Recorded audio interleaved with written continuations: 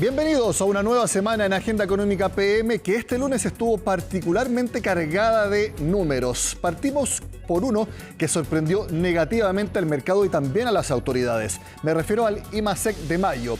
¿Se acuerdan en la Agenda Económica del viernes que las proyecciones estaban en que el IMASEC tendría un crecimiento anual en torno a 2%, 1,9%, los más pesimistas, algunos hablaban de 2,5%? Bueno, todos erraron, porque el Banco Central informó un crecimiento anual de apenas 1,1%. Revisemos cómo han sido los últimos IMASEC anuales que ha informado el ente emisor. Por ejemplo, en enero fue 2,4%, en febrero 4,1%, marzo algo de alarmas se encendieron con un crecimiento de apenas 0,5%, en abril muy influenciado por las ventas del Día de la Madre, 3,5%, y ya en mayo 1,1%, como les decía, muy por debajo de las expectativas. Incluso el ministro Marcel reconoció que esto fue al menos insatisfactorio para el gobierno.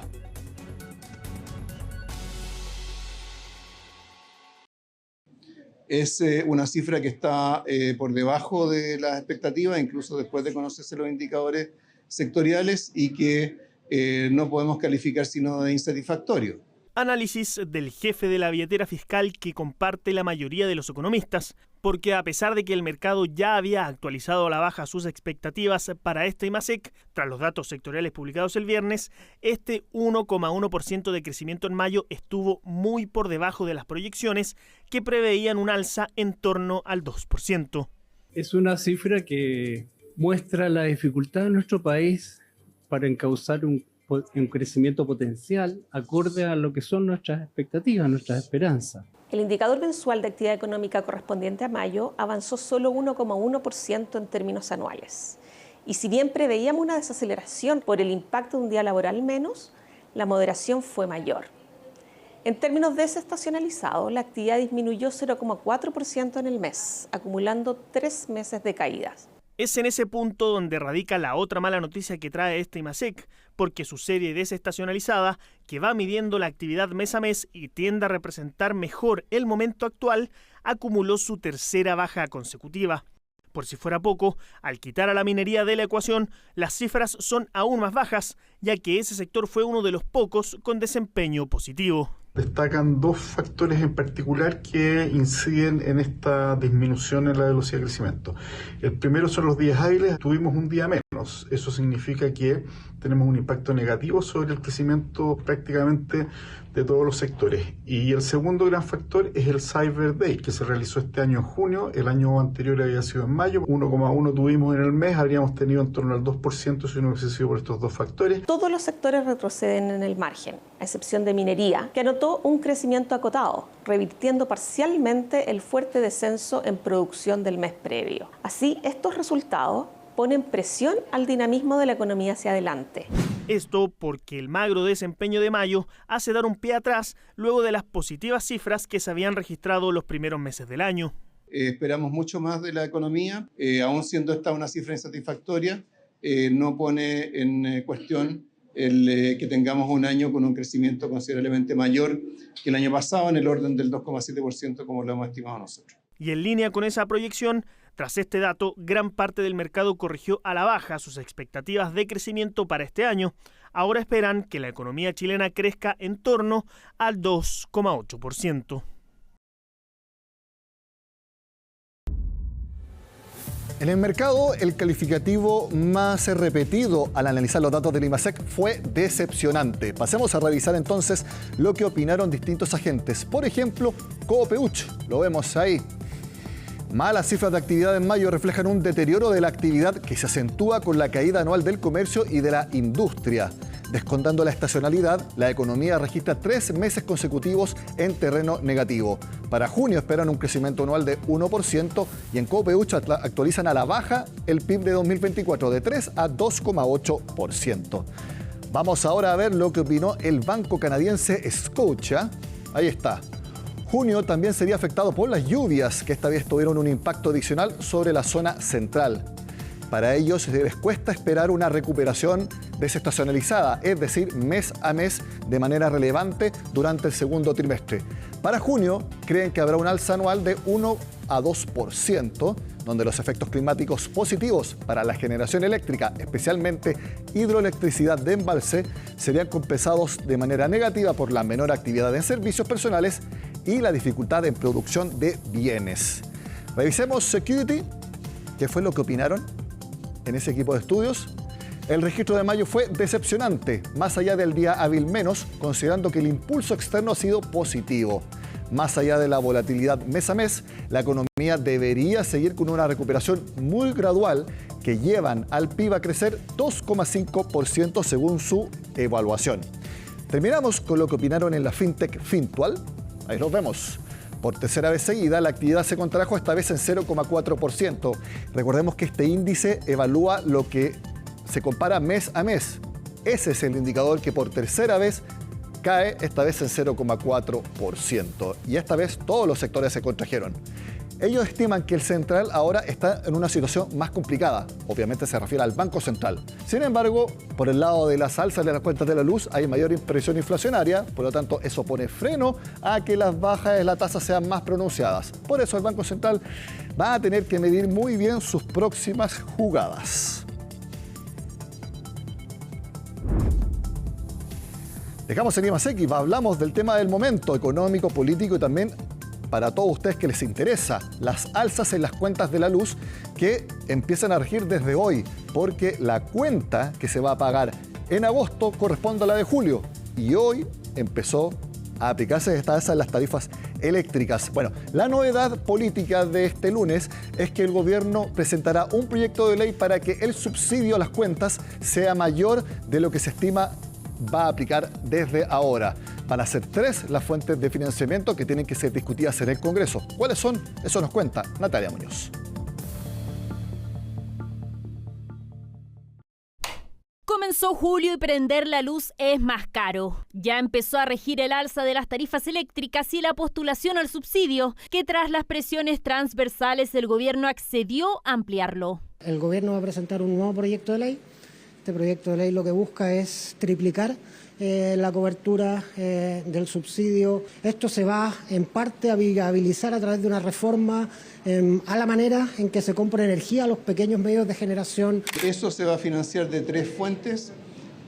Una de ellas va a ser un incremento transitorio en el impuesto a las emisiones de carbono, un aumento en las tarifas, un aumento relativamente pequeño en las tarifas básicamente a grandes empresas, pero un aporte fiscal que va a ser equivalente al IVA que se va a recaudar. 3 pilares que permitirían financiar el orden entre 300 millones y 350 millones de dólares anuales, lo que permitiría beneficiar de 1,5 millones de hogares a 4,7 millones, es decir, cerca de 10 millones de personas. Nosotros nos hemos autoimpuesto un plazo que no traspase el 30 de julio, es decir, los próximos 29 días, que permita tener el proyecto de ley a fines de agosto o en septiembre, cuando se empiece a pagar el subsidio por la vía de las cuentas, este proyecto sea ley. Empresas mineras también aportan. Hoy día tienen mayor recaudación y también se levanta la idea del royalty, ya que hoy día hay mayor recaudación y eso también pudiera ser un espacio de recursos. El Ejecutivo espera presentar el proyecto de ley a más tardar el 15 de agosto, el que también en términos de magnitud permite una disminución cercana al 7% en las tarifas eléctricas, a contar del próximo año para todos los clientes. Una solución más amplia para las personas vulnerables, pero también una solución permanente y una apuesta de cambio más permanente en la estructura de costos de las cuentas de luz para el universo total. El proyecto deberá ser discutido en el Congreso. Desde ya, parlamentarios de oposición aseguran que sus votos no están disponibles para negociar alzas impositivas. Vemos con preocupación los anuncios del Ministerio de Energía en cuanto a la intención de incrementar el cargo que pagan en las tarifas eléctricas distintos sectores productivos. De incrementarse el cargo, esto se sumaría a una serie de alzas que están afectando la competitividad. Soy de la idea de no apoyar impuestos. ¿Por qué? Porque terminan repercutiendo igual. Cuando uno habla de impuesto verde, el impuesto verde es para que no se sigan generando, por ejemplo, termoeléctricas. Y eso también involucra un aumento en la cuenta de la luz. No vamos a apoyar un alza de impuestos no vamos a apoyar una visión cortoplacista. Subirle el costo a los mismos combustibles fósiles va a terminar desencadenando un aumento de costos en las cuentas. En tanto, algunos parlamentarios oficialistas aseguran que el subsidio aún sería insuficiente. Creemos que aún hay que hacer un esfuerzo mayor. Nuestra principal preocupación hoy día está puesta en los sectores medios. La clase media de nuestro país sigue siendo excluida. Y aparte son 1.800 millones de dólares que son solamente de intereses. Entonces, ¿qué es lo que hemos hecho nosotros? Con estos 350 millones de dólares que está poniendo el gobierno, solamente es un 20% de los intereses que van a ganar las empresas generadoras. Por ahora, las postulaciones al subsidio eléctrico ya están disponibles hasta el 14 de julio. Estas son a través del sitio web subsidioeléctrico.cl. Solo se necesita la clave única y tener al día la cuenta de la luz. La Superintendencia de Electricidad y Combustibles junto a los municipios están apoyando de forma presencial las postulaciones. El Estado chileno tiene las condiciones para identificar a las personas que requieren este aumento y por tanto esta solicitud la hacemos para todas las personas, pero pensando muy especialmente en las personas mayores de nuestras comunas, que este subsidio pueda ser de manera automática para las familias. Tenemos ya programadas capacitaciones, orientaciones para los vecinos, porque las municipalidades tienen unas tremendas bases de datos de toda la gente que recibe ayuda y que tiene problemas de subsistencia, es decir, gente que está enferma, que tiene problemas de movilidad. El beneficio ya aprobado es transitorio y serán 40.000 pesos aproximados una vez por semestre a partir de la segunda mitad de este año, correspondiente al 40% más vulnerable del registro social de hogares, cifra que se espera triplicar con este presionado proyecto en medio del incremento de las tarifas que ya comenzó y que los meses más complicados serán desde aquí hasta enero del 2025, donde habrán incrementos de más de 60%. El alza en la cuenta de la luz no fue la única que empezó este lunes. También uno muy anunciado, el salario mínimo, que sube a 500.000 pesos por mes desde esta jornada, algo obviamente que fue muy destacado por el gobierno y por la Central Unitaria de Trabajadores. Ya están presionando para que esos 500.000 suban pronto a 700.000. Es parte de la discusión política que tendremos entonces en los próximos meses, quizás años. Hacemos la pausa y hablaremos de otra discusión política que lleva casi 2 décadas. La reforma de pensiones, ¿se votará este miércoles? Lo veremos a continuación. La idea que tiene el gobierno, y lo ha expresado varias veces la ministra del Trabajo, es que este miércoles se vote la idea de legislar la reforma de pensiones en la Comisión de Trabajo del Senado. Sin embargo, todavía eso está en veremos porque no se sabe quién seguirá, por ejemplo, presidiendo esa comisión. Se habla del senador Juan Antonio Coloma, pero eso todavía está en definiciones. Es parte de lo que nos cuenta Valentina Nieto.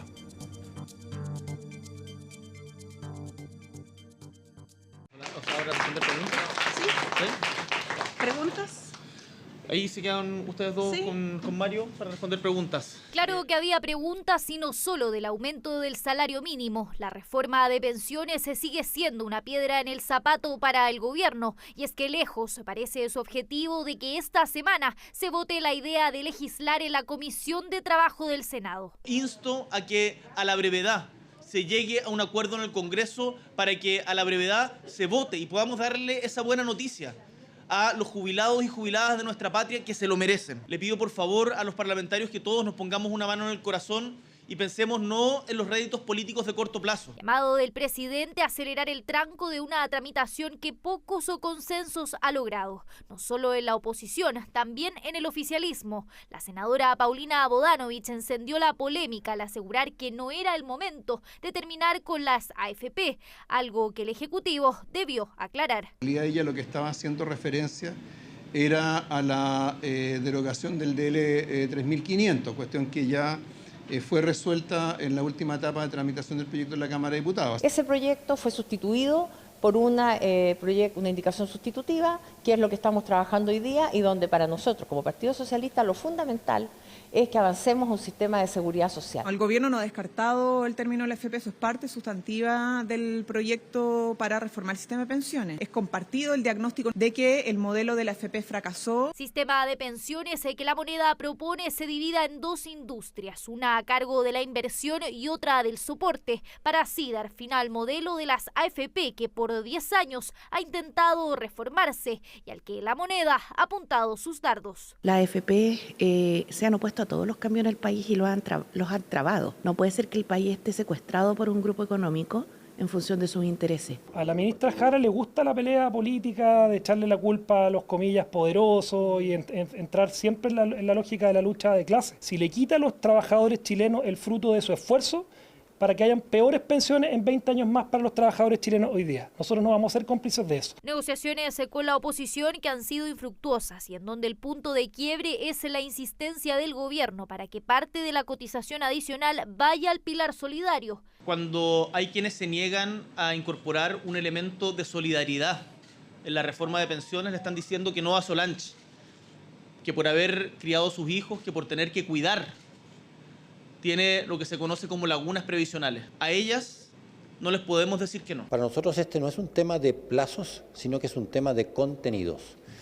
La reforma previsional pasó desde la Cámara de Diputados al Senado sin una orgánica. Solo son artículos sueltos que no conversan entre sí. Y es que con una oposición que es mayoría no solo en la Comisión de Trabajo, también en la sala del Senado parece cuesta arriba avanzar en la idea de legislar y más aún votar en particular. Aún así hay quienes ya proponen nuevas alternativas para la distribución del 6% adicional. 3 puntos para el pilar contributivo, ya para aumentar, por lo tanto, los ahorros de los trabajadores y asegurar mañana buenas pensiones, y los 2 puntos para la creación de un seguro social que nos permita subir las pensiones de inmediato. Lo que no es aceptable es que sea una solución extrema, por eso nosotros hemos planteado que se distribuya mitad para cuentas individuales, para mejorar las futuras pensiones, y mitad para solidaridad. Creo que nunca hemos estado tan cerca de tener un acuerdo en materia de pensiones, y lo que necesitamos es simplemente una dosis adicional de voluntad. Optimismo que mantiene el gobierno frente a un proyecto que no ha logrado generar acuerdo para dar respuesta a uno de los temas más demandados por la ciudadanía: elevar las actuales y futuras pensiones. Esta mañana en Agenda Económica AM, en transmisión simultánea con CNN Chile Radio, estuvimos conversando con el presidente de la Asociación de Bancos, José Manuel Mena, de muchos temas, por ejemplo, de nuevamente las críticas del gobierno a que la banca ha estado pasiva en el último tiempo a la hora de entregar créditos. Ese fue el concepto que ocuparon ahora, que son pasivos. Antes era que eran coñetes. Bueno, veamos parte de la conversación con el líder gremial de la banca en nuestro país. José Manuel, ¿alguna vez había visto también que el presidente de la República, el ministro de Hacienda, 2 veces el ministro de Vivienda, porque lo dijo la semana pasada, pero lo había dicho ya creo que hace mes y medio, apuntaran directamente a la banca como coñetes, podríamos decir, otro chilenismo mucho más directo, pero directamente? Para mí fue una anécdota, tal como lo señalé a la salida. Lo que quiero decir es que hay hoy día 18 entidades financieras que tienen directorios propios, políticas de crédito propios, que tienen instancias de decisión de crédito individuales. No existe la capacidad de colusión, ¿no? Y tener una mirada respecto de que la banca opera como una sola entidad, creo que es un error profundo. Sobre la pasividad que acusa el gobierno de parte de la banca, que se queda mirando y no colabora, que eso es lo que dicen. Tal vez el mejor ejemplo es señalar 2 cosas. La primera es que lo que fueron los programas FOGAPE, que ustedes recuerdan, fue una iniciativa impulsada por nosotros. También impulsamos el FOGAES, construcción. Mi punto es, los hechos, la data, demuestra una acción de cómo opera la banca en cualquier parte del mundo. Y además una actitud que ha estado buscando el proponer y buscar alternativas de solución. Y entonces a mí me parece que el reiterar algunas afirmaciones, el presidente, yo no vi esa afirmación, reiterada quiero decir, pero el reiterar afirmación por parte de algún ministro, creo que no cambia una realidad. La realidad es lo que estoy señalando. Me parece que las cifras hablan por sí solos y repito, aquí no tenemos una institución que esté mirándose ante el espejo. Tenemos 18 instituciones que es impensable plantear que un banco extranjero no quiera hacer operaciones de crédito que puedan ser buenas operaciones de crédito para ambas partes, cliente y banco, porque simplemente tiene una mirada que no concuerda, cuando hay otros bancos nacionales que sí lo están haciendo. No me cuadra. Nuestra mirada cierro. Nuestra mirada es, el secreto bancario no es algo que la banca utilice, sino que es un derecho de clientes, es un beneficio de los clientes. Nosotros nos interesan dos cosas, en que haya una claridad respecto a quién es el responsable de pedir esa información, y nos parece que una instancia como un tribunal es una buena alternativa, a lo mejor hay otra alternativa. Y segundo, que el contribuyente tenga derechos. A nosotros nos encantaría poder avanzar hacia una legislación a lo mejor más internacional, pero en donde, en efecto, las instancias que solicitan esta información también fueran más solventes, más robustas en su estructura, en sus gobiernos corporativos. ¿El Servicio de Impuestos Internos no está en esa condición? Yo creo que el Estado chileno está bastante débil, entre ellos el servicio. En la tendencia hay una situación que, claro, que uno dice desde el comienzo de la historia, hoy día hay mucha más estructura, hay más personas, en el número las operaciones sospechosas han aumentado. Y por lo tanto, no tengo la respuesta, el feedback respecto a qué ha pasado con ellas, sí. Pero han aumentado. Sí, han aumentado. Si uno hace 10 años atrás, han aumentado. Lo segundo es que también nos preocupa mucho la actividad financiera informal. Y eso, mi conclusión es que la banca ha sido prudente, como es habitual, gracias a Dios, en las últimas décadas, no como en la banca de los 80, ¿no?